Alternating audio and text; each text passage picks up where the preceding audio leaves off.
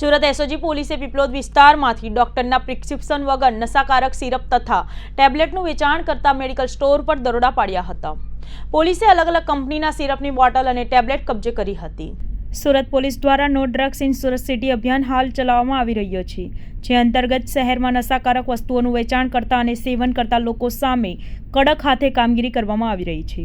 ત્યારે એસઓજી પોલીસે medical store પર દરોડા પાડ્યા હતા, જેમાં ડોક્ટરના પ્રિસ્ક્રિપ્શન વગર નશાકારક સિરપ તથા ટેબ્લેટનું વેચાણ કરતા મેડિકલ સંચાલક વિરુદ્ધ કાયદેસરની કાર્યવાહી હાથ ધરી હતી। પીપલોદ વિસ્તારમાં ન્યૂ પીપલોદ મેડિકલ સ્ટોરના નામના મેડિકલ પર ટ્રેપ ગોઠવી ડમી ગ્રાહકને મોકલીને ગેરકાયદેસર વેચાણ કરતા મેડિકલ સંચાલકને ઝડપી પાડ્યા હતા। પોલીસે મિનેશ બાબુભાઈ સુતરિયાની 8661ના મુદ્દામાલ સાથે ધરપકડ કરી કાયદેસરની કાર્યવાહી હાથ ધરી છે।